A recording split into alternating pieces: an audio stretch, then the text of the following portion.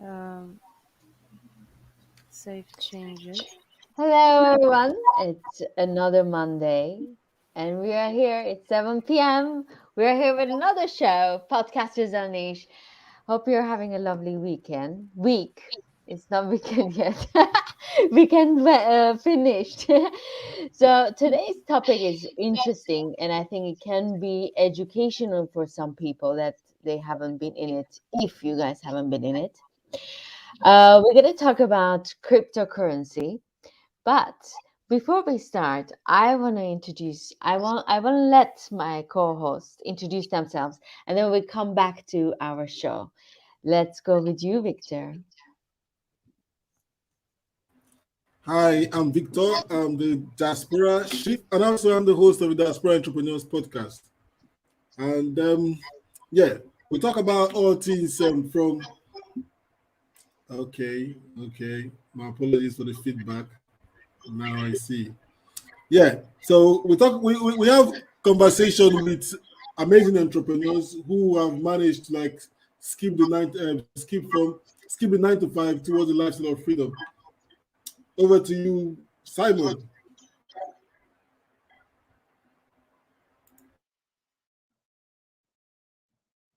Uh, It's Simon, you're me. muted, by the way. All right, Simon Rushton, Taxi Chronicles. My podcast is all about people sharing their journey of life, whether it's good or bad. It enhances somebody else's life when they hear their story. And I've got, as usual, over 600 episodes.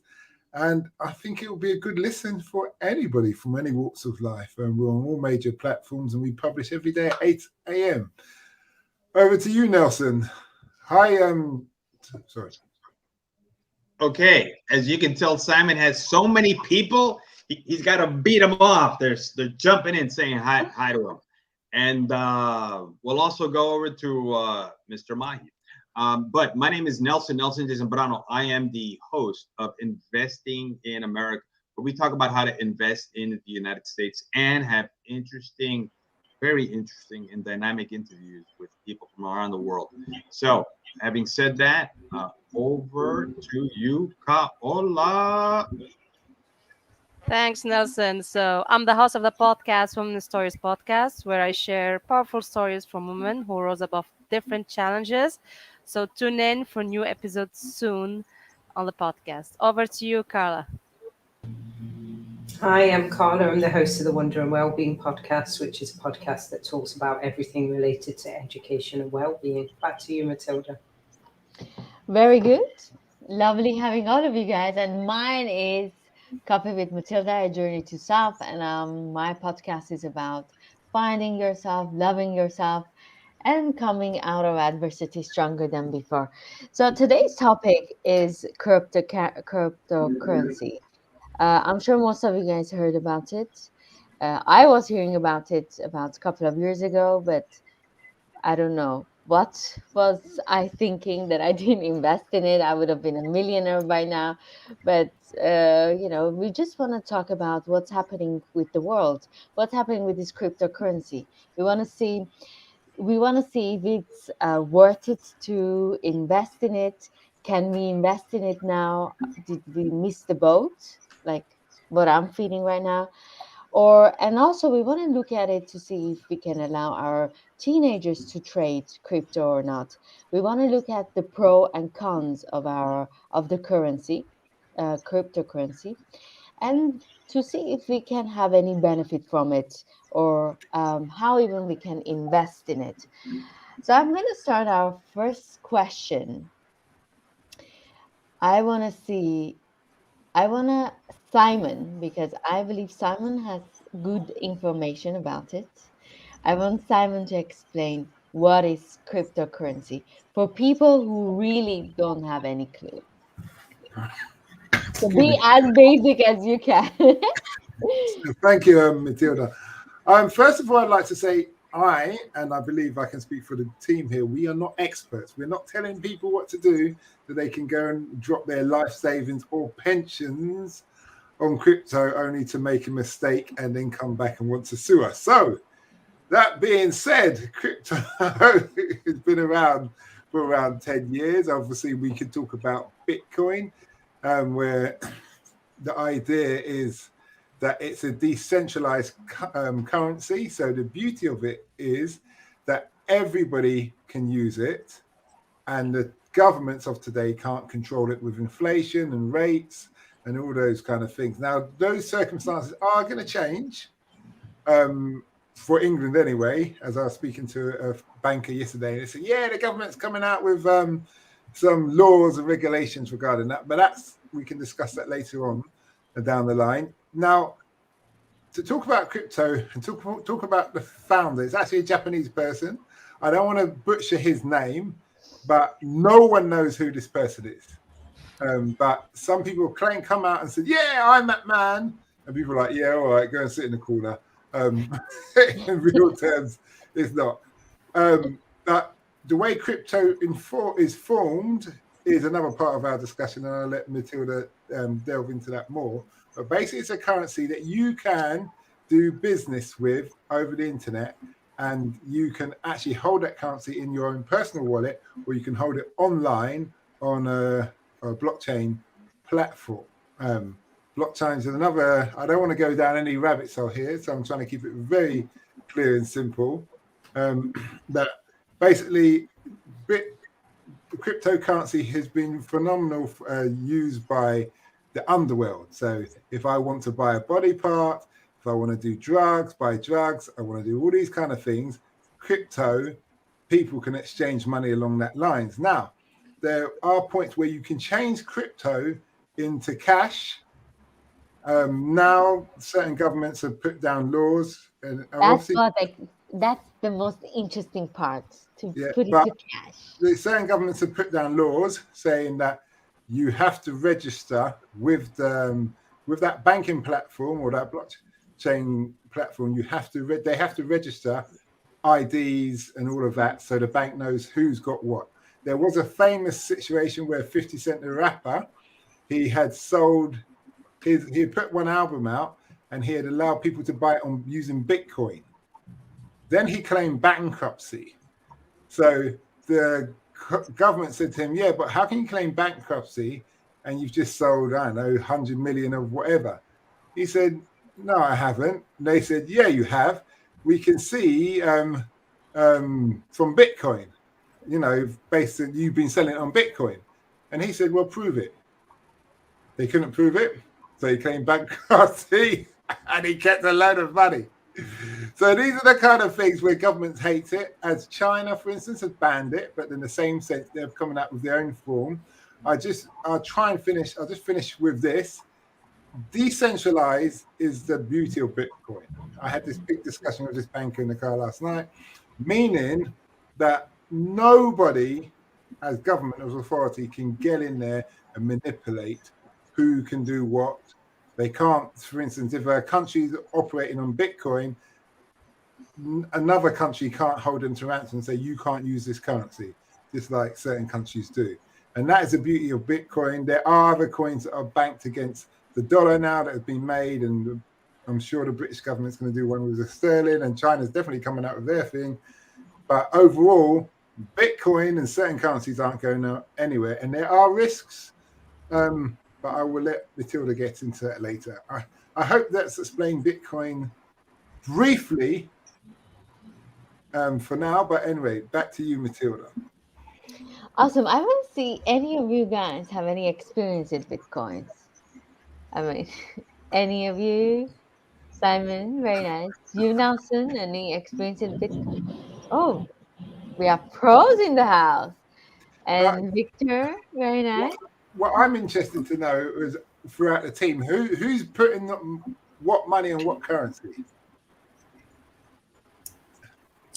Yeah, I wasn't trading with it. I just bought something with it. That's it. So it wasn't trade, but I was just buying some merchandise with it. That's it. Okay. I've got some Bitcoin and some Ethereum and a handful of other bleep coins that I play around with just to learn, really, those bleep coins. But yeah, I think mainly Ethereum. That's where I put mine. And the price of Ethereum went down today, Or But that's the time to bet on the. That's the time when it's going down. It's time to put the money on. And Nelson, what have you thrown your money in? Where are you risking? I don't know nothing. I'm about to blanket my face on his screen. I'm gonna just put a blank screen right here. I'm about to change my name. I'm moving to Panama or Switzerland. I don't know anybody. I don't know the IRS. I don't know the British government. I don't know. I'm homeless. No, quite frankly, like everyone else, I just, it's something that I heard about from credible sources, really didn't pay much attention, and then actually did a podcast on a topic. I interviewed a Bitcoin fund manager. So I am looking at Ethereum. Okay, so Ethereum, and now I'm looking at other ones as well. very So nice. I'm trying to stay with the ones that I believe will last the test of time. Great. I want our audience to answer this question. I want to see what is their experience with cryptocurrency. Kaula, you have any experience? No, I'm a newbie like you, Matilda. I'm trying to learn as much, do research. And the funny thing is, when I was in the university 4 years ago, a lot of people were talking about it, and I wasn't paying attention to it. I was like, oh, Oh what is my this? God, Kaula, if you've done something about it, even Yes. $100, you would have had quite 1,000 right now. Yes. So I need to make a phone call to those people that I didn't listen to. Very nice. So I'm gonna have I want to ask this question, and I want you guys to think about it and give me your opinion. How is crypto changing the economy of the world? I'm gonna go with you, Victor, first. Matilda, I didn't know about how crypto was really, really making this happen in I won't say about the world, but I'm just focused on Nigeria and Africa because about due to limited financial institution and relationship with financial government or with financial houses in Africa or in Nigeria, it's cryptocurrency is like, I won't say the next thing to sliced bread, but better than sliced bread when it comes to how it's impacting um, Africa when it comes to the economy. It's way, way better than sliced bread because even from the inception of I don't know if any of you know, I know Simon must know, called M-Pesa. It was one of those digital payment stuff that was first launched in about 2006 or 7 in Kenya for rural women, and it went like wildfire. People really adopted that. But with the adoption, but with the coming out of cryptocurrencies like Bitcoin and co, I don't know the name, but with the coming of cryptocurrencies, it has really um, liberated. See, imagine a continent of about 1.3 billion. Over half of them are unbanked. They have no relationship with financial institutions. Now, that's close to like 6.5 over 650 million people. Now they are becoming champions in Bitcoin, cryptos, NFTs, and all kinds of amazing stuff right now. Oh, So NFT, that's another thing that yeah, it is just mind blowing when you brought this topic up. I started doing research, and I found out that someone that did my logo is actually selling NFTs. I'm like, how? It's just a kid, but these guys are like making good like $100, $200 monthly doing this stuff, and they are just here. All they have is the smartphone, and that's it. They don't need to go to the bank because going to the bank is oof. It's a challenge. See, for you to open a bank account, it's really it's tough. So for these guys, they just like get a crypto wallet or how they call it, and they just transact and they get their money. And I don't know how they do this thing, but it's amazing. It has really, really helped the local economy seriously. Yeah. Very good. Before jumping to Kaula, I want to tell Sasha, thank you for tuning in. And thank you for a question. We're gonna come to you. I want to say, George, thank you for tuning in. I know you were working, but thanks a lot for uh, sneaking out from work or something and watching us. Tasifa, thank you for coming, and James, thank you for coming. And Rifa will get back to you with your question. Kaula, what about you? What is your take on cryptocurrency and what's happening to the economy of the world? Well, what I feel about cryptocurrency today is people are looking forward to it because they see the future as an open traceable transaction, and you don't need banks anymore to worry about interest or exchange rate or a third party involved in. But when you see closer about the currency itself, for example, the dollar itself, it has no value because just a piece of paper. It's not related to gold or silver, so it has no value. And the government uh, make an order that it has value. So, and we agree to that for years and years. And also, I feel it's the same as Bitcoin. Bitcoin is related to the reputation and to the demand, and also it's related to the good press and the bad press. So, yes, so I feel when you give more value to something, it's going to be at a higher price. I don't know if you guys are agreeing with it. It's a point of argument. Yeah. Very nice. I want Matilda, to. Matilda, let me just fly through this through the comments and yeah, before we Very move on. good. Yeah, I flashed them before, but let me just put words to them. Tashina says hi. Risat says hello. And Satya says hello, everyone. Hello, Nice Tatia. to see Nice you all. having you Nice to see today. you all.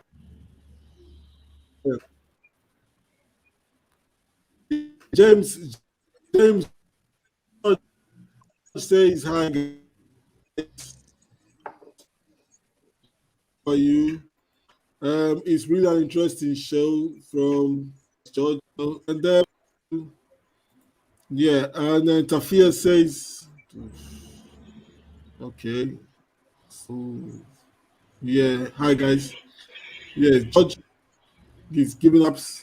Okay, Victor, I think we are having And, some connection oh, issues. Sasha, I think yeah, I okay. think we'll get back to Sasha you. says a currency is related to, can you hear me?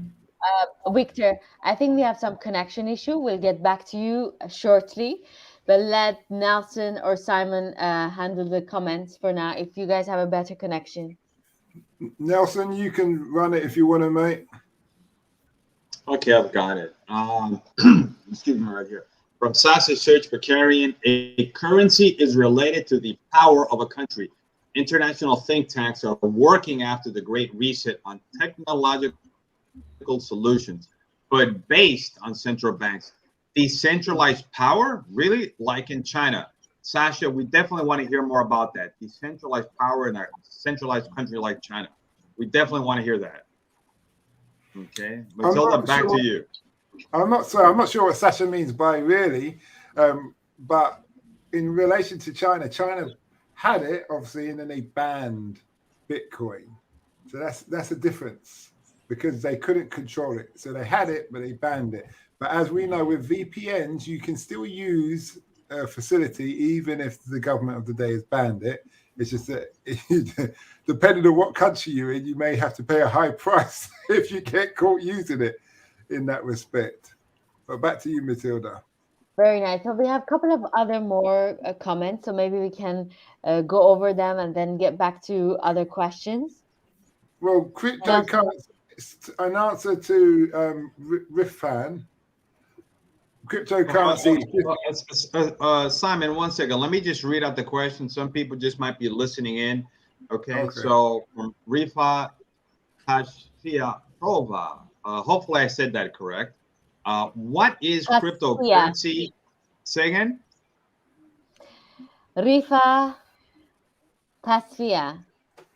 Rifa Tashfia Prova. Did I say that right? Yeah. Okay, good. All right. What is cryptocurrency and overtime on that one?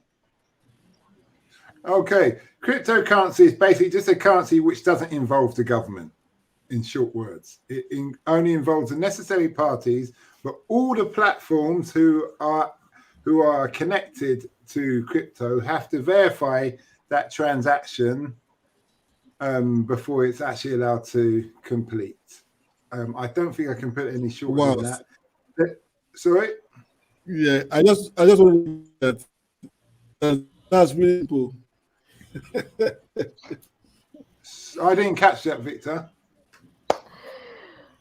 Victor, unfortunately today Oh, we I have said your explanation was really simple. Yeah, well, she's asked it for simple, in very simple words.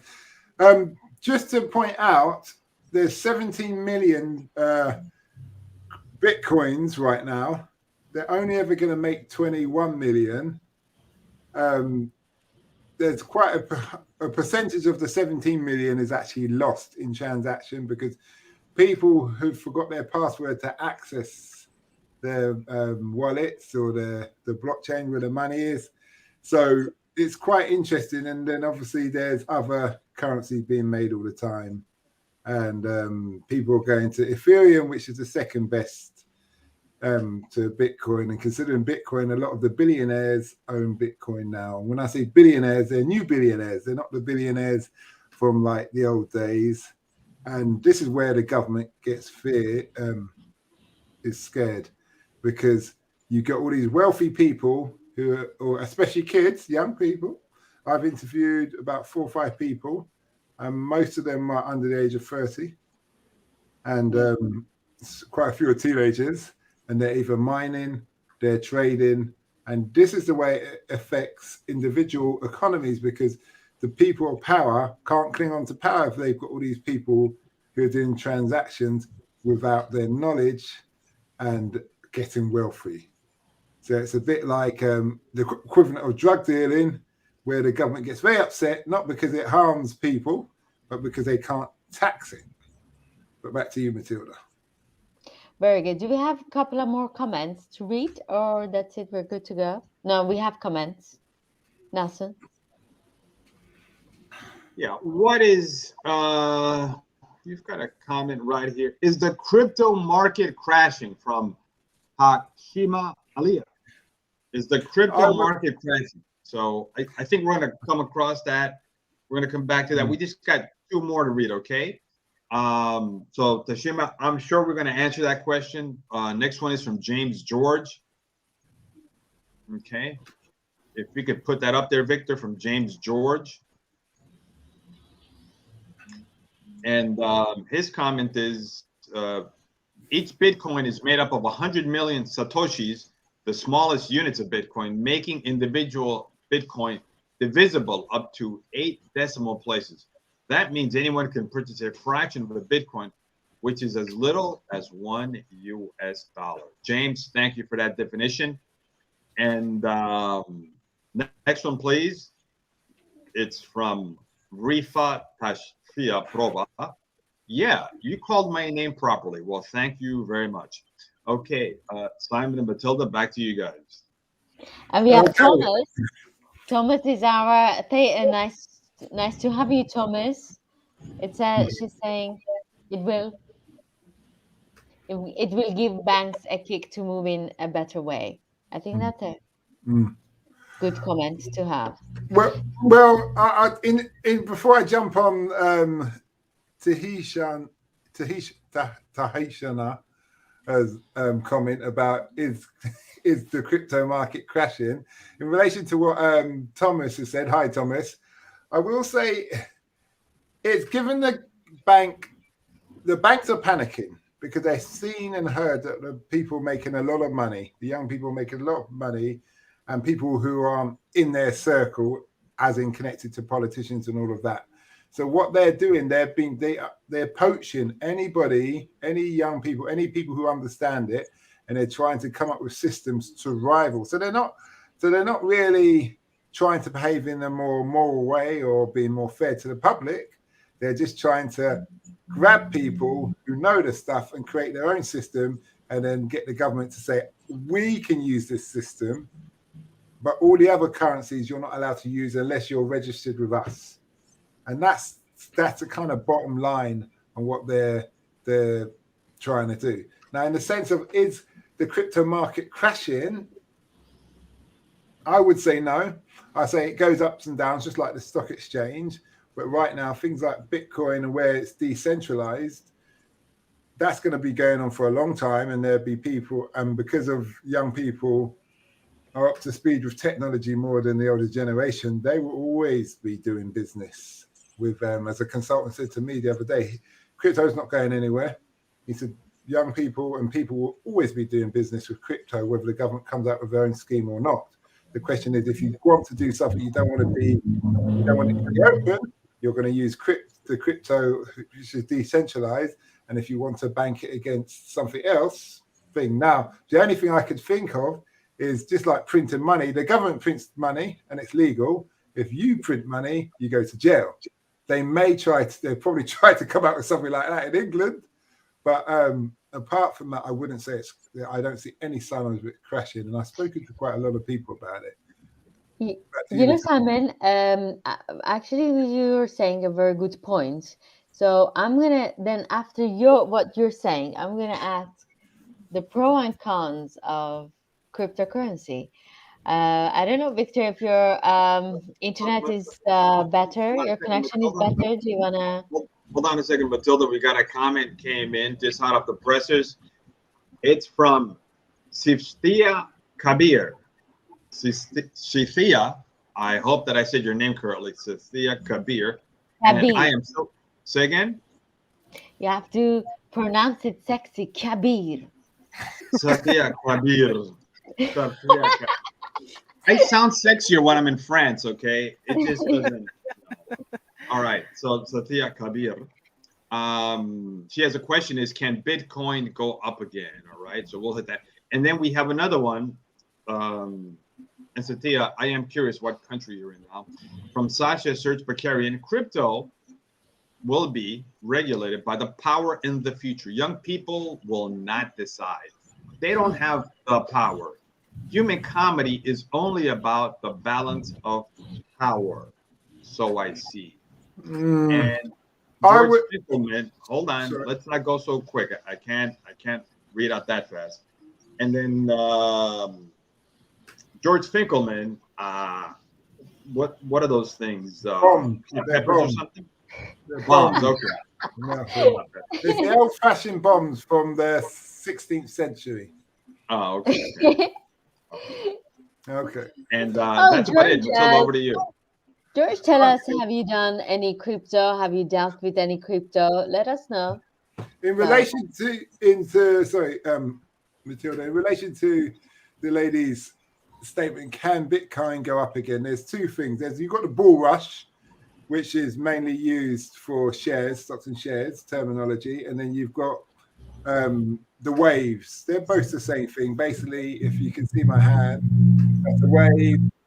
So the market goes up, it goes down, it goes up, it goes down, and so it's going down now. Ethereum's going down, but if you've got money, this is where you put it on because it's going to start going back up. You don't know when, but it will. There's always a margin if you're going to be a day trader about crypto, where you say, oh, it goes up, it's going down, but it slightly goes up, goes down if you're dealing within the 24-hour period. So it's still going down, but there's a margin where it might go up. You can make money in that, but if you're on the long term, you just drop your money on while it's low, and it's going to start to climb back up. And that's generally the consensus. Go on, Carl. Very nice, Carla. What do you have to say? Yeah, it is very volatile because it's a new thing. It's still fairly new. So 10 years is not really long for anything, and definitely not when it comes to economics or financial systems. But just as a perspective, the current market is worth about 3 trillion. So anybody who's thinking that this is going away anytime soon, I wouldn't bank on it. Pardon the pun. Back to you, Matilda.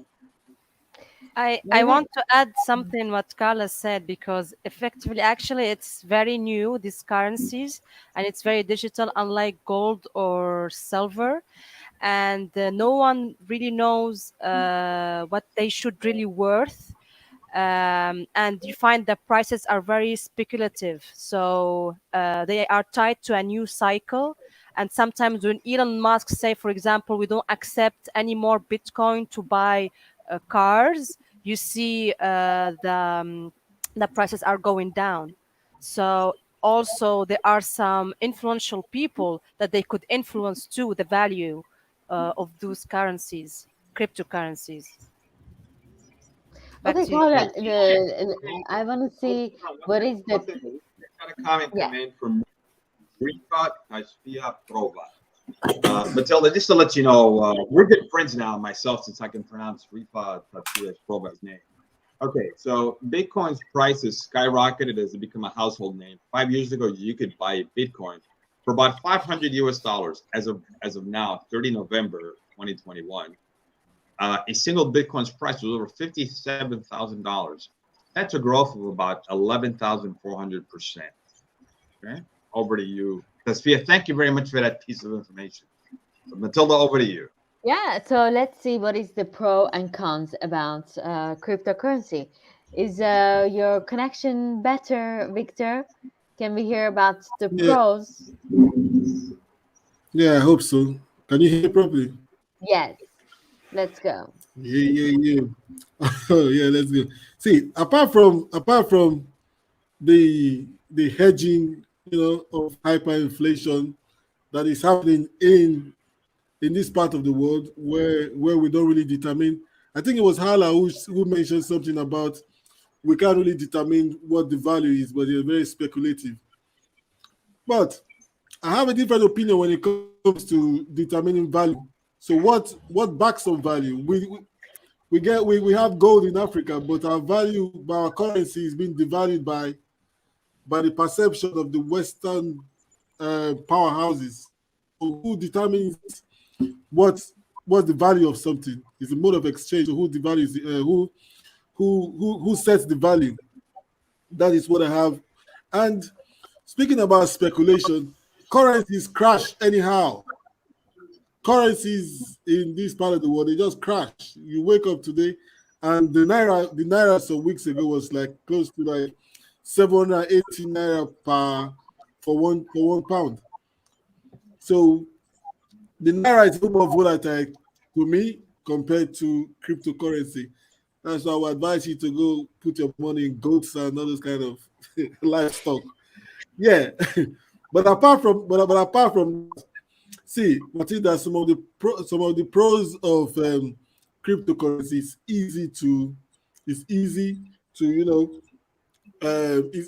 to transact with.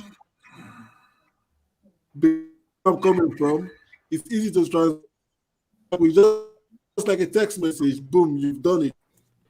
You get, instead of going to banks, filling out paperwork. Poof, So it's fast and and it's also it's easy. government. Very nice.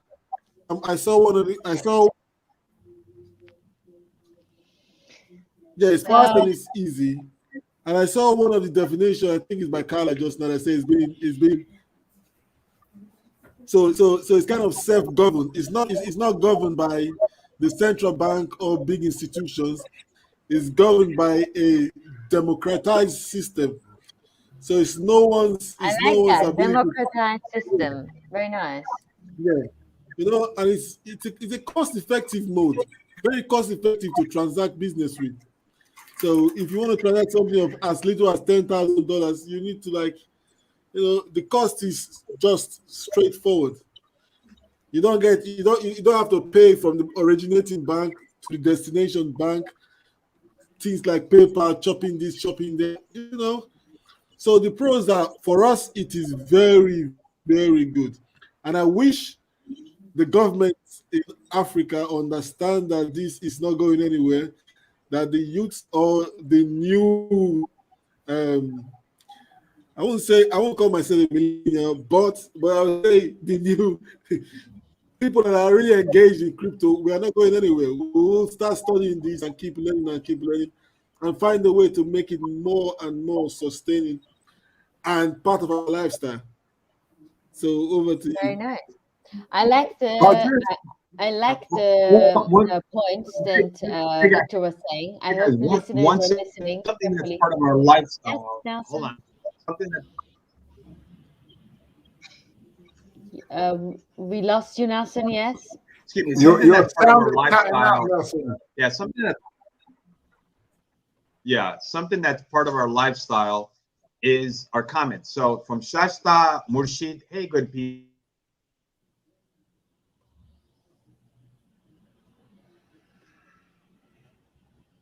We are losing Nelson, so Yeah, Nelson, your sound, you got a tech issue. Sasha's saying Yeah. crypto. Okay. So crypto. Nelson, your Go for it, sound Simon. issue, you need to sort it out. Crypto, I'm now moving like the stock market. The real value of an asset is what the guy in front of you is ready to pay at the T moment. That's it. I don't know. I don't. You know what's the funny part of today's show? We're talking about cryptocurrency and we're still our internet. We have internet issues like left and right. I don't understand what's happening, but We should be trading on internet currency, like quality of internet. Should be. so I just want to add in for pros and cons of using crypto. One of the cons, and pro sorry, because yeah, the cons, I'm pros. gonna go with Oh, you just want Paula. pros now. Oh, Yes. okay, all right. Do you have Well, anything about pro, well, Simon, to add it? well, like I said, the pros is that you can do business without other people being involved, like Nelson said. But I'll let Howler carry on with Yes. the. So let's have Kaula to give us some cons. We want to see what's the negative part of crypto. We're all hearing about all this exciting part. yeah. So I don't know. I think I'm the only one who's skeptical here about Bitcoin. I feel you guys are really into it. So I've been done some research, and I saw an article about Microsoft, Tesla, and even Burger King. They were going back and forth about Bitcoin, and at the end, they said they will no longer accept Bitcoin as a form of payment. So you can see that they're also decision they will change. You have also environmental concern. You have even the Bitcoin is secure, safe to do transaction, but it requires a lot of machines, and these machines requires a lot of electricity, and the consequences is a drastic increase in the global carbon footprint. So I think, and then they also compared that the Bitcoin use more energy than Argentina itself. So it's a very dangerous thing for the environment that people really didn't see it They coming. didn't thought about. Let, Yes. let me just clarify what Howell is saying, yeah, because there's difference between using the everyday currency and mining. And if the government was really concerned about the environment, like for instance, in England, every house would have solar panels. We'd have wind turbines, we'd have all these things. So when people speak about crypto and say, oh, it hurts the environment, I say, really?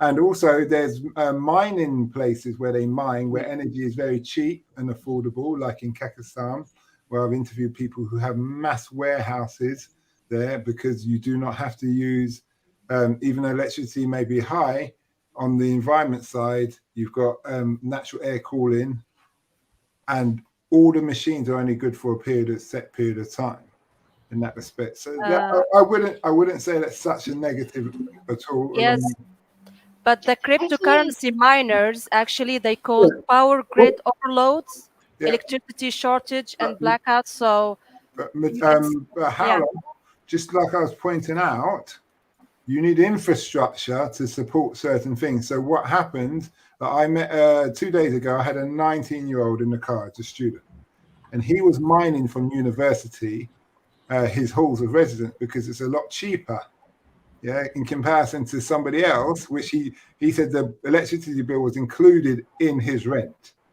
Now, if it wasn't in his rent, another guy I interviewed who mined, he paid £700 for 1 month. Now, that's phenomenally high in England, London. But what I'm saying is, it's just like the electric cars. If you put in the infrastructure and if the government's supporting the public with friendly environmentally form of electricity, then it wouldn't be an issue. So why blame the cryptocurrency? Yeah, and you're not looking at the government who's producing energy in a negative form. I'm gonna ask this question from Kaula actually, But, but you brought but up Simon. It's very good. Victor, 1 second. I'll come back to you. I wanna make sure this point is out so the listeners are Hmm. paying attention. Like in mining and trading, as what you said and what Simon is saying, a threat of natural environment and will lead to an energy crash in the global economy. What do you have to say, Kaula? Uh, I just Because you feel did like the when research yes. and Well, I so just feel like when the planet desperately needs to cut the carbon emission quickly and fights global warming, I mean, cryptocurrencies are only making things worse. Um, and I don't feel like it's in the next few years it's gonna help the climate change. The more we do transaction, because the transaction of the bitcoin is very secure. It requires a lot of energy, it requires a lot of power to it. So I don't know how we could go through it in the future. People say, yeah, well, in the government they require a lot of electricity, but I just feel like it's um environmental crisis that will happen. I will say this: because if we're going to do a Victor, true, sorry, Matilda, if we're going to do a true comparison, if you consider the costs it costs to transport paper money and coins, the manpower, the labor, the energy, the fuel, the tires, all these costs, that doesn't compare to just having electricity, because you have to mine to make vehicles which have copper, aluminium, steel. All this massive process goes into making vehicles, to getting people to and from work, to transport pieces of paper that were chopped down, trees that chopped down from the environment. Simon, what Simon, what I wanted to say in comparison to, just to add to what you say, I have £5 notes here, and it's plastic. So it is very hypocritical for someone to be saying, for the government to be saying, oh, it's affecting the planet, whereas they started printing, instead of paper, they started printing plastics as money now. Mm-hmm. So which one is better? We got some questions that come in. We've got, what is the next crypto to explode? I can't answer that, and I wouldn't want to answer that because I don't want anyone coming back to me. I think Carla or Matilda are the ones. Do you want to have a buzz? You're on a crypto course now, the DeFi course. yeah, but we don't want to say anything.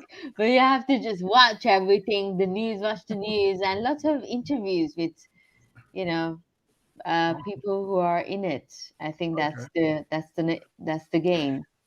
We've got another comment. It says cryptocurrencies may use any number of blockchains. Polkadot and its namesake crypto aims to integrate with them by creating a cryptocurrency network that connects the various blockchains. So can work together. Now, this reminds me of something Howler said, where you excuse me, where you talk about government. Let me just roll off. Sorry.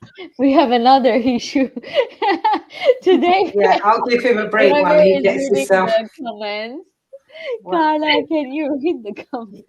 yeah, I was going to say, actually, it's not all about the coins. We've talking a lot about the currency and about the coins, but in response to that, what's the next crypto to explode? We can't say which coin, because obviously the market's so volatile, and there are some trends, and if you study the trends, you can see which ones are on a continual upswing or which ones are not affected by the downswings so much. But what I would say is to watch is those companies that are emerging, that are building the protocols, because like Howler was talking about the mining and the downside of mining. There are companies that are out there that are coming up with solutions all the time. We know the nature of human life is when you bring something new, you bring with it problems, but then you also open up a huge market for solutions. And it's the people that have solutions for things like the energy demands of mining, people that have solutions for things like the massive gas fees, because anybody who's in crypto or has even done anything in the crypto space knows that the gas fees are a killer. And they are really stopping a lot of people from playing in the arena at the moment when it comes to trading and investing and things like that. So anybody who's thinking about bringing solutions to lower gas fees, and the people that are designing the infrastructure behind it, as in the blockchain technology, which underpins everything, not only the currencies, but also the NFT space and the gaming and all of those other things. Those are the people to watch. The people that are developing the infrastructure and problem solving. Great. I wanna ask one question from Nelson. I hope your Wi-Fi, your connection is good. I know that you've done the research about it. So, for what purpose do banks create their own cryptocurrency? I want the listeners to know this as well. So maybe their idea about cryptocurrency can change. Okay, well, for what reasons banks have created, Yeah. that I know of, banks are not in the business of creating a different currency. It seems that, and quite frankly, I haven't seen any banks creating their own cryptocurrency. It looks like to me, again, I'm a neophyte. As a matter of fact, I interviewed a Bitcoin fund manager on investing in America. Maybe If we can Morgan has. Right. So what they're trying to do is compete against, right? They're trying to jump on the bandwagon, right? But then again, if they create their own cryptocurrency, they would be negating the reasons why people like crypto, right? It would be the anonymity. Banks have to report to government. Banks Thank are you, regulated Nelson. by governments. Thank you, Nelson. So This- you see, it negates the reason for having crypto if a bank creates it. Victor, excuse me, Now, Simon. thank you, Nelson. Now I remember my point now based on what Howler said. Regardless of what Elon Musk and Bill Gates and whoever says, they're billionaires and they're tied in deep with tentacles and roots with the government. And the government wants their piece of pie, and they're going to do what they are what their masters or things influence. And they're going to try and put down other currencies and build up their own. But what makes me laugh, and I really, it's going to be an interesting outcome. The government can make all these currencies, but at the end of the day, people vote with their feet. So people are going to carry on using Bitcoin or Ethereum and whatever coins they feel happy with until the government has to outright ban them. And then they have to have a job. They're going to have a job trying to stop people using that. Because if Yes, you've got a Simon. business, let me finish with these. If you've got a business online and you're based out of Kuala Lumpur or wherever in the world, or the Amazon, you're going by their rules. So you can still sell wherever and do whatever, and it's a whole other ballgame. There's been many illegal court cases regarding that with just internet laws. But sorry, go on, Hal. Yes, but do you define the value of a Bitcoin? Because the value of a Bitcoin it defines by its demand. And if when someone is influential like Elon Musk or other people say that they won't accept Bitcoin as a payment, you can see after it that there is a crash. The price is going down. So we have the dollar currency that the Mhm. government said it has value, and we have people who owned Bitcoin before and then say it has value, and people also follow these influential leaders to buy this kind of Bitcoin. Oh, So I think Bitcoin is playing a psychological game between trust and reputation, and its demand of the Bitcoin is because of the good press or the bad press, and that's how you value Bitcoin. It's by its demand because it's a virtual money. It's not cold. It's not oh, silver. It's a virtual money. all right, I Hannah. like the psychological game No, part of it. I want The- to explain Because something. Nelson is Decentralized, saying, yeah. So I'm decentralized means that no one person is promoting it, and that means it doesn't need marketing. So I think there may be a bit of confusion, but I'll hand over to Nelson. So I think Nelson was itching to say something. We've got comments. I don't know if Yeah. Carla, So if you want to read out these comments, Carla. actually, you know what? I'll read out the comments too. Sasha shared. Well, Carla's gone quiet, and we can barely hear you, Nelson. Okay, Carla, can you guys hear me better now? I don't know what Carla's doing. Carla, we just smiling, we reading. "Oh Okay, God, let's go. All right, Where let's are read we? this one then.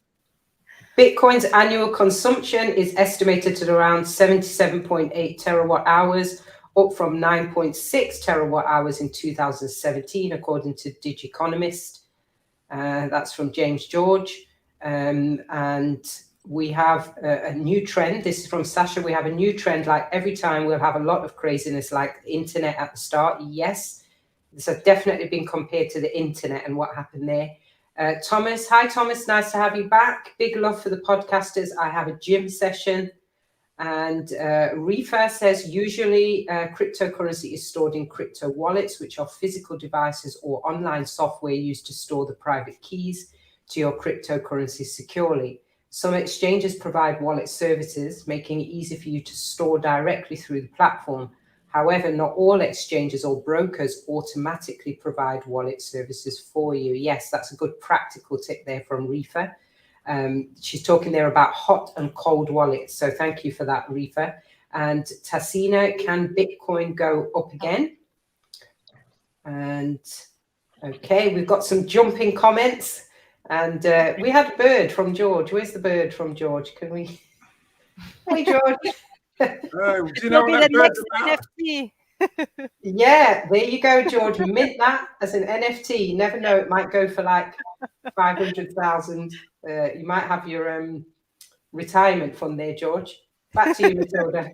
And just for those, Matilda, who don't understand it, that we've got wallets, which is literally like your own personal wallet, which is like a USB, where it's actually USB flash, and you can, or drive, you can hold that crypto on there separately, so no computer geek can go in and take your money, or you can keep your money in a blockchain where they're kind of saying they're like equivalent to a digital bank. But if they go under or they do a runner, which that we haven't spoke about on the con side of things, people do set up a fake coin, talk about it, let people talk about it, pay, on Twitter, and like it looks like, oh, it's a new thing, best thing since sliced bread. Load of people drop money on there and then they just run off with the money. So that is a con of crypto in that respect, which is quite common, to be honest. But there are ways of seeing that. You always look at the currency to see if there's a lot of a longevity of people talking about that currency, and if there's not, you just leave it alone. Over to you, Nelson. Yeah. So, and by the way, can you guys hear me okay? How's the connection? Yeah. Okay, fantastic. So I just kind of want to touch on some of the audience questions and also what Carla was saying. So the first thing is that influential people can influence us. Of course, that's why they're called influential people. I mean, they can influence. So when Elon Musk says something and it goes down, I mean, look, there's people that are investors and there's people that are speculators, and they should never be mixed in between. Okay, speculators, investors, and then one that we haven't talked about here are savers. There's people that need to be saving their money. They're not investors. There's people that are investors. They've kind of made it past the savers section. And there's people that are speculating, right? They think it's like a gambling, and that's great. So there's three different animals, and I think sometimes folks are collapsing them all, putting them all together. So that's the first thing. Second thing is when we talk about like this influential person, right? And it made the price go down. If it's something that's commonly accepted and it has some kind of a security behind it, it's going to be a type of currency. I think of it as no difference from a company or a stock. Let's say, let's use Mexico as an example, right? Mexico is a great place to go when it gets cold. But then if you hear about a bunch of tourists get killed at a resort by a drug trafficking group, guess what? Don't want to go to Mexico anymore, right? That doesn't mean Mexico is going to disappear. You just don't go to Mexico. Okay. It might even be better to buy the next plane ticket now for your future trip to Mexico. Okay. An airline, some plane falls out of the sky. That company's stock, whoever made that plane, is going down. That airline stock probably going to go down too. That doesn't mean that airline is bad or there's something fundamentally wrong. It's just something that just happened. And there's going to be a cause and effect. So I would be looking at it more of it that way. And, hey, is this a real fundamental issue? Is it speculation? Okay. Is it investing, or am I a saver? Where am I? And I'd be looking at it that way. I just want to add one question to you and for the audience. How do you decide? How do you know the value of a Bitcoin? What is the value of the Well, Bitcoin? the market decides, Kaula. Yes, Market but decides in everything. The price of a gas, the price yeah, of Apple, the price of Google. The market decides. And right now we have young people in a different ball game yes. than us. So we are going back to what I said, because the market is affected too by those influential people. But I mean, Right. But what we're talking yeah, about is long term. We're not talking yeah. about, we're talking about long term, right? Mm, Over the long term, the market will decide, mm. if And let's say that all right, Simon. sorry, and also we got to consider this. Elon does energy with Tesla. He's got his space thing and he's got his communications company, yeah, Starlink. Now, if he says he's not using Bitcoin to do business with that, because he has to answer to the government. If he says he's sold so many things on Bitcoin, he's got to pay taxes, and he can't pass it on to the clients because they were dealing with a currency that's not recognized by the government. The government's going to come out with their own coin, and then he can say, yeah, but that doesn't stop the Joe public, which is the main driving force of any economy anywhere on the planet, using that coin to buy whatever they like, who's willing to take it. So if I set up a website now and it's called Joe Blogs Donuts, I could put a VP on, make out I'm in another country, even though I'm in London, and be selling donuts or selling something virtual that don't have to print a post. And I could be doing it on cryptocurrency. And there's nothing the government can really do unless they catch me physically and can tie me up with that. And that's the beauty of the currency. And that's why I'm really for it, because it's giving the government... the government. I'm really anti-government lately. Sorry, I've just been blasted away. But those are those kind of things. Okay, so we have a lot of comments. Also, we have a lot of comments. I don't know who's reading it, whose Okay, neck is Carla, good and throat you is good. ready? Carla, you read it. And also, I want to come back to the most important questions that I want to ask you guys. So, Carla, let's go with a couple of comments and come to an important question. Okay, so we have a comment from Sitiya Kabir. Says, does crypto belong in your investment portfolio? Quite possibly. Quite possibly. I think Nelson made an important point on that earlier on. James Jaws says, not all cryptocurrencies need energy-hungry proof-of-work algorithms, but Bitcoin wouldn't go back on its founding rules without a fight. That rigidity is promoted as a feature and not a bug. Fidelity Digital Assets' defense of Bitcoin's energy inefficiency, for example, is that it gets you Bitcoin in return. And Tasfia says, in this 2019 report, the special rapporteur illustrates the devastating effects of the current global climate emergency on the enjoyment of human rights and the crucial role for human rights in catalyzing action to address climate change.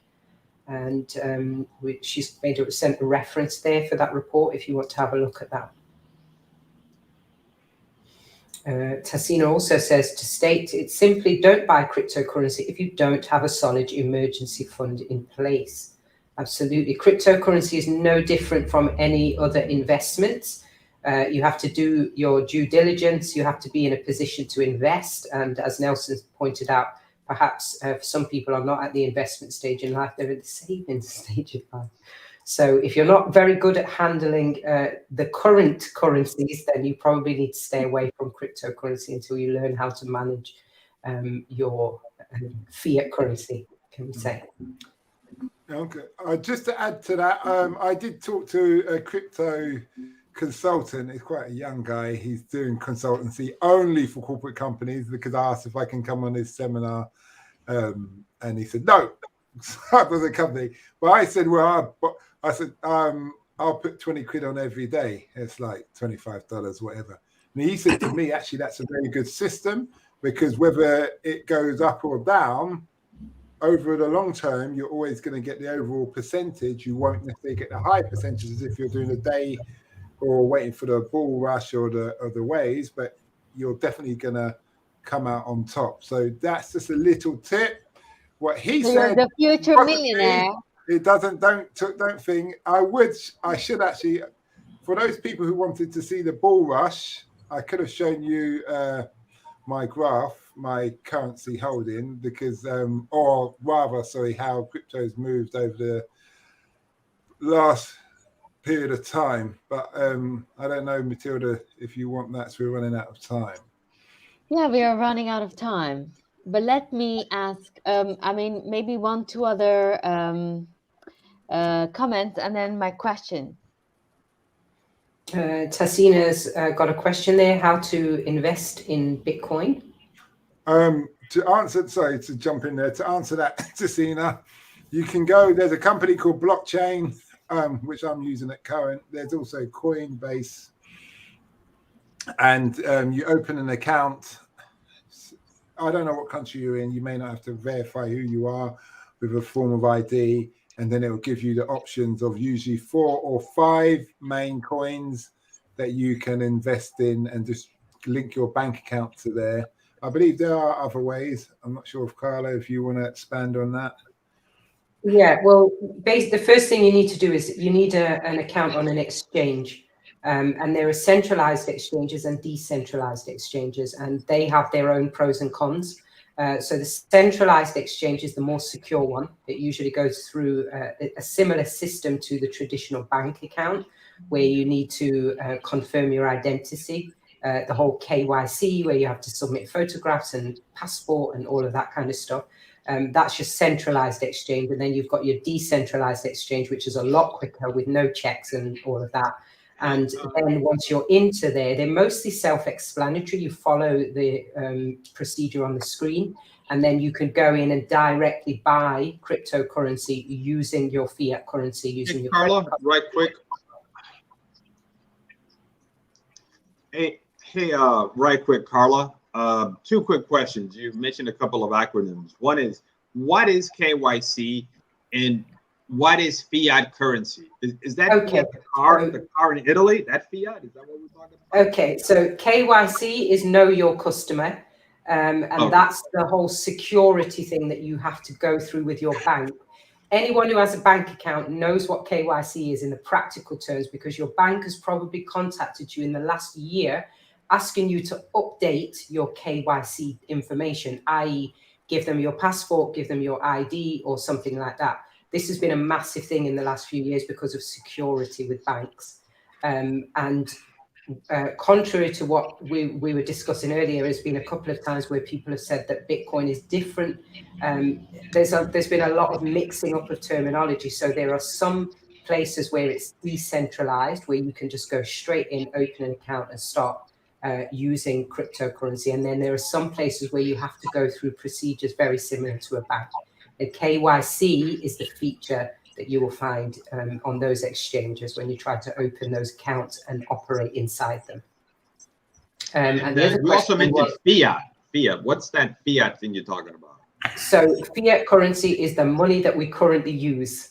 So if you're dealing with anything in dollars, pounds, or anything like that, it's the money that we currently use. We could go a lot deeper into it, but I won't because we don't have time. All the money that we use at the moment is called fiat currency. Okay, all right. Not the car in Italy. All right. Yeah. So Carla, I want to ask you this question. I mean, we hear it in the news, or we hear it among lots of people that they talk about. Young people, teenagers, they're making a lot of money in cryptocurrency. NFTs coming up, and like, I mean, I don't know, when I hear someone's making a lot of money on NFT, I feel like, oh, I'm old. I'm really old because first, I'm still not understanding the concept. And there are very young people, the players are very young. So, do you think, as a mother, as an educator, do you think we need to teach our children cryptocurrency, or maybe they are old enough to understand that? Do you think we need to allow them to trade cryptocurrency? There are quite a few things there. Let me answer the last bit. Do we allow them to trade? No, because you need to be 18 to trade. Just like in the fact that the fiat currency finance world, you need to be 18 to operate in there. You can have your pocket money in your bank account and you can play around and save your coins in your piggy bank, but you can't get in the arena until you're 18, really. And when it comes to cryptocurrencies, it's pretty much the same. There are certain things that young people cannot do because of legislation and because of protection from them, for them, should I say.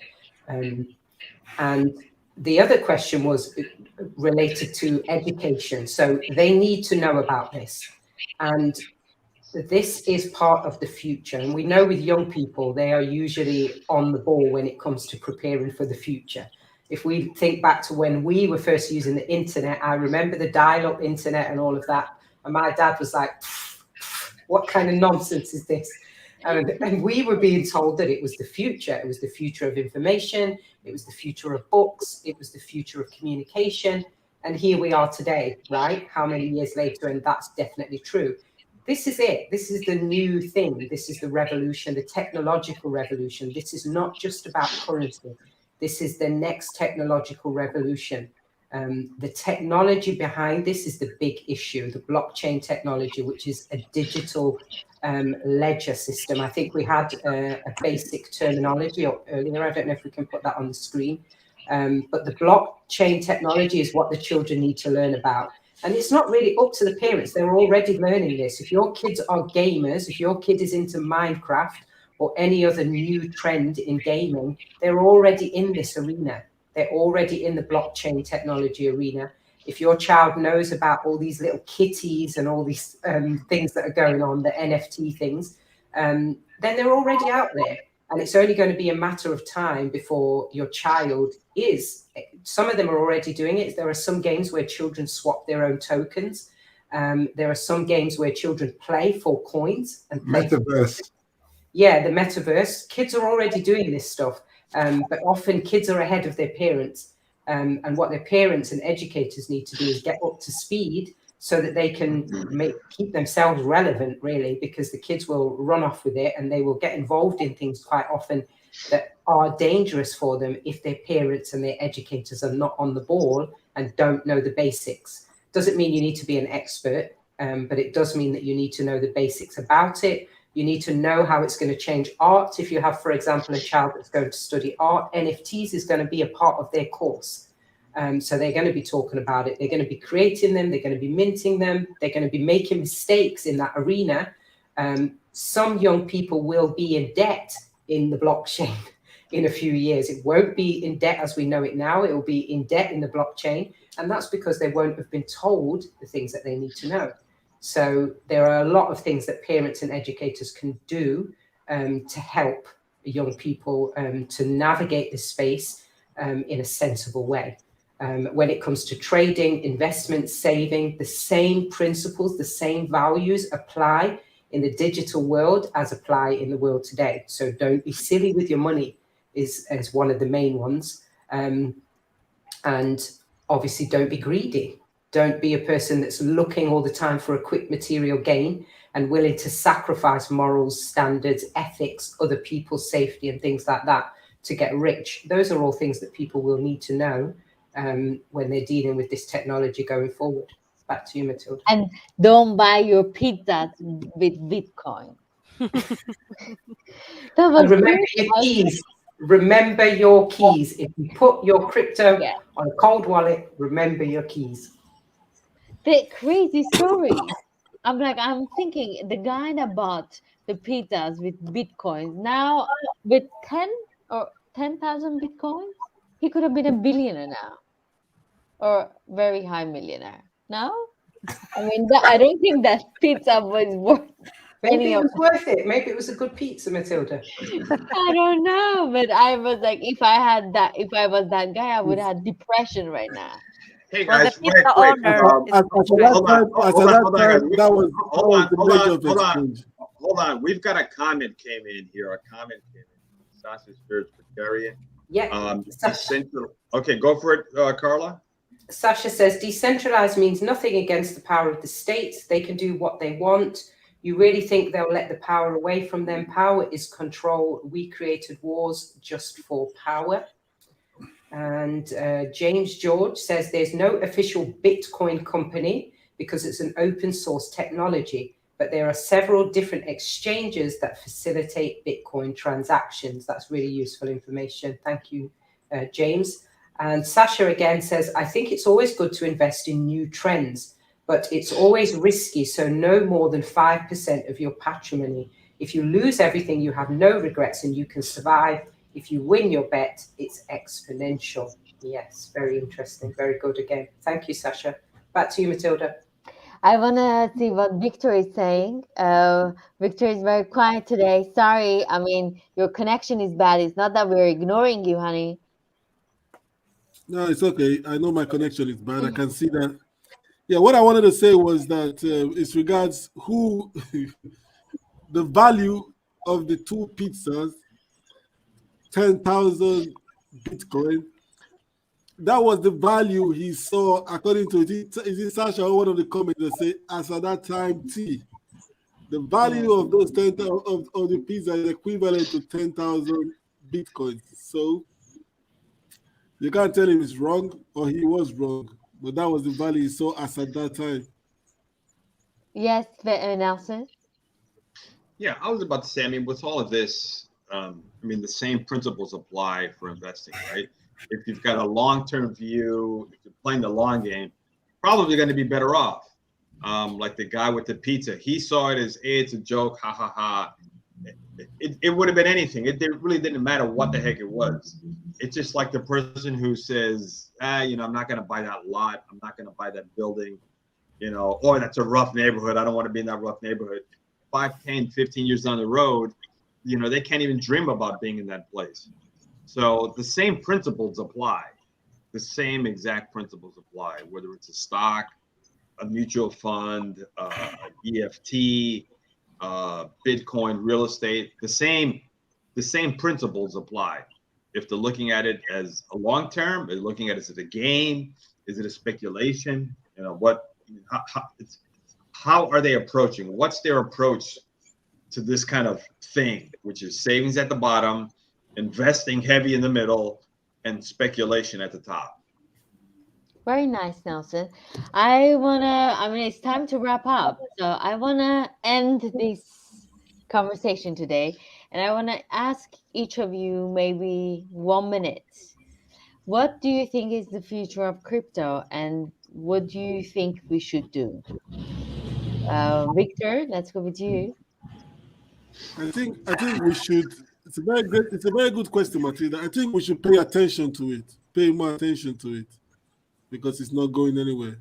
Just pay close attention to it. Awesome. What about you, Kaula? I think we need to understand the risk that we are going to take. I agree with Sasha's comment about the risk taken, and even if you see experts and people talking about it, we don't really know how it works.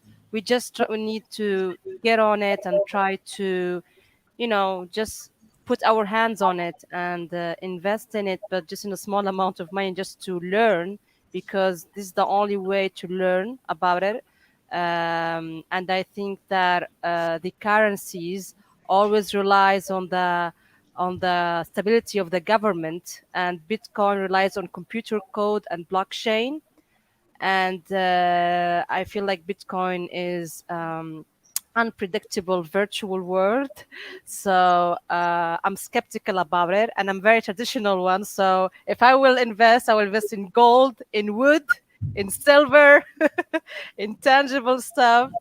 And of course, I will try to invest in virtual currencies. Why not? To learn from it. Very nice. What about you, Simon? I believe it's the future, and why I say it's the future. The banks and the governments are trying to are not trying to. They are copying the system for a reason. Yeah. And they're throwing their full weight behind it. They've opened up whole sections and departments and paying people untold money if you know even a blip about the currency or something or what have you. So, and the fact that you've got so many young people who've made a lot of money already, and so many people out the blue, that speaks for itself, And for those who want to be hesitant, it's down to them. I use the term of Noah's Ark. You wish you got on there earlier, but the ark has sailed, and now you have to deal with the government's currency where they regulate it, and you're going to be paying tax, and you won't be making 1/8 the amount of money that you could have earlier. So it's up to the individual. Back to you. Very nice. What about you, Nelson? Well, first of all, I actually interviewed a crypto fund manager. So we posted it there if you want to listen to it on my podcast. Noah Parent, he's registered with the Securities and Exchange Commission, the U.S. government, a registered Bitcoin fund. So he's one of those people that Simon's talking about. As far as the future, it's something that can't be ignored. It should be studied. It should be looked at. But again, the fundamentals apply. All right. I think Carla was talking about that. I mean, there's savers at the bottom of the pyramid, so to speak.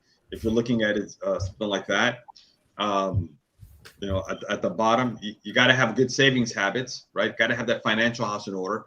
Second is the investing, whatever that is for other people, whether it's their IRA in the United States. I think in England they call it an RIA. In Canada, they got a different name for it. And then at the top, it's a speculation. So, but it's to kind of work their way up, kind of that food chain, so to speak. And the other thing is something that, we haven't talked about here, is that people could form little investment clubs where they can delegate some of these tasks out. Like, hey, you read on this, and we meet once a week to talk about this. And then we pool our money, and then we do that. So you kind of have that, you're in a group, you can bounce ideas off of, you can diversify out some of the risk and the homework attached. And also that gives you buying power as a group too.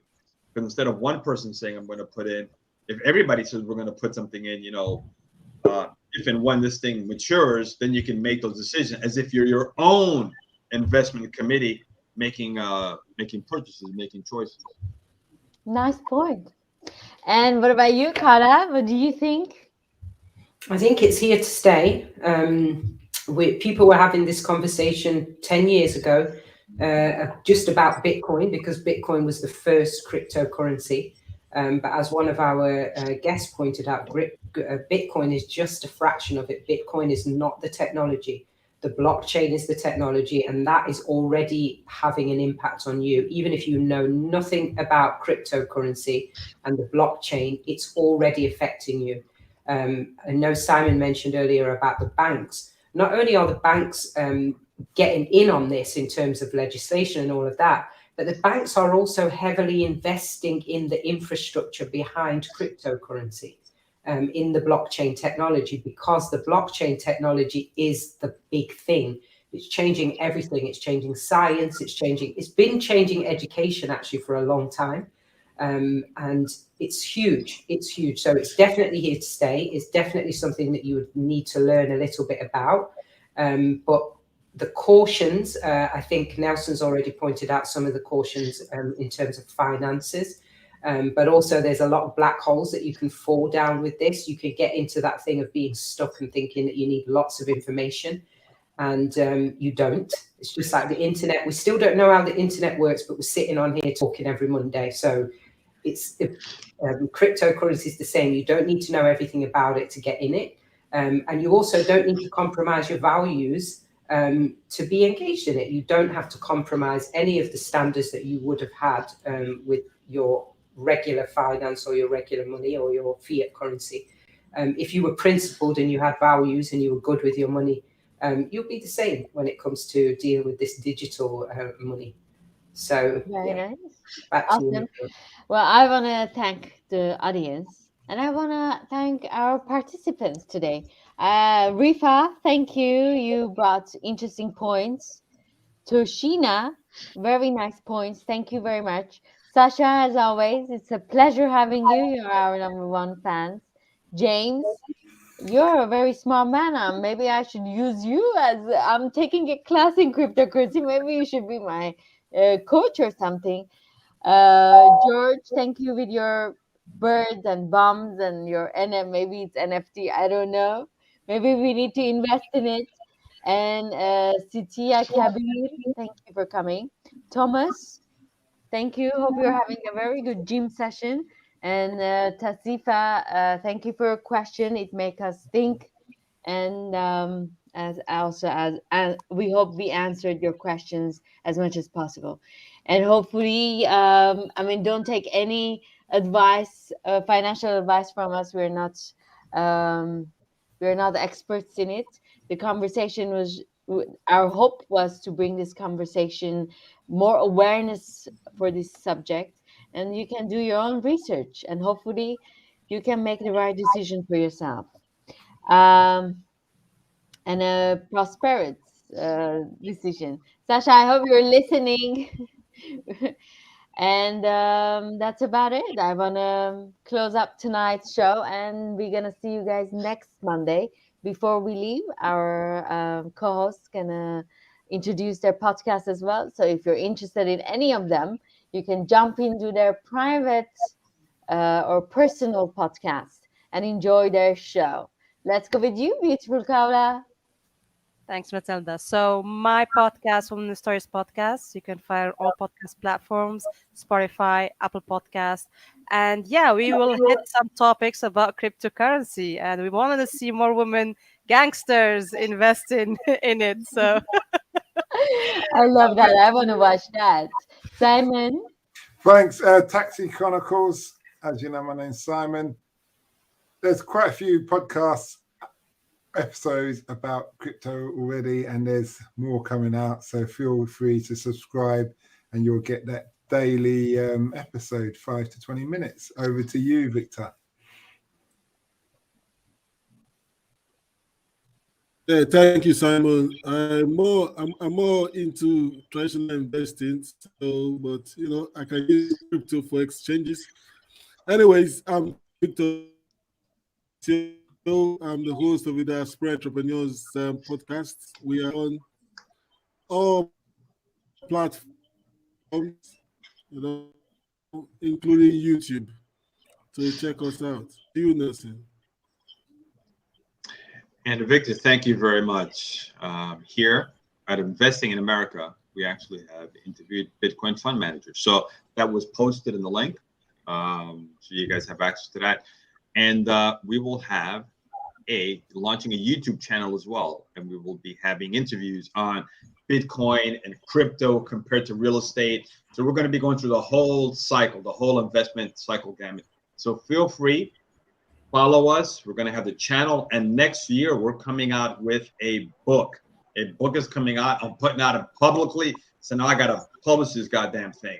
So the book is coming out, okay? And it's going to be big. And I encourage you guys to get it hot off the presses. And it's going to be blockchain. It's going to be all kinds of good stuff. All right. And you can see, you heard it here first. And Podcast is Unleashed. Okay. Carla, over to you. Yeah, wow. You can all get a free copy of Nelson's book. Okay, hold on a second. Ain't nobody said the word free, okay? For free, Complimentary, a complimentary copy of Nelson's book. We'll be giving one away in 2022. So watch we out for ain't that. giving nothing away, okay? You might qualify for the one book for our top fan. Our top fan. I can tell you this right now. Thomas Dougherty, Sasha Shuspakarian, Rifa, Kashima, all you guys, you're all in the running, okay? All you guys jump into that. There's a couple other people. Y'all are in the running. George Finkelman, yeah, with your emojis, you're jumping in too. All right. Yeah, Over to you, and Carla. to get that, you need to like, share, and subscribe, guys. So don't forget to like, share, and kidnap subscribe. people and bring them on. Kidnap them too. That works. And you can check out my podcast, which is the Wonder of Wellbeing podcast, which is a podcast for parents and educators. And we talk about everything to do with well-being and education. Back to you, Matilda. Yes, please hit the like button and on YouTube as well. So follow us on YouTube, and we're on Twitter too. So follow us on Twitter and Facebook, of course, you're following, and share it. Share it to people. Maybe you can inspire some. We can inspire someone to be interested in this topic for their personal benefit. Who knows? And yeah, like us, subscribe, and share. That's what you have to do. Subscribe and share. We love you guys, and we'll see Okay, you hold next on. Monday.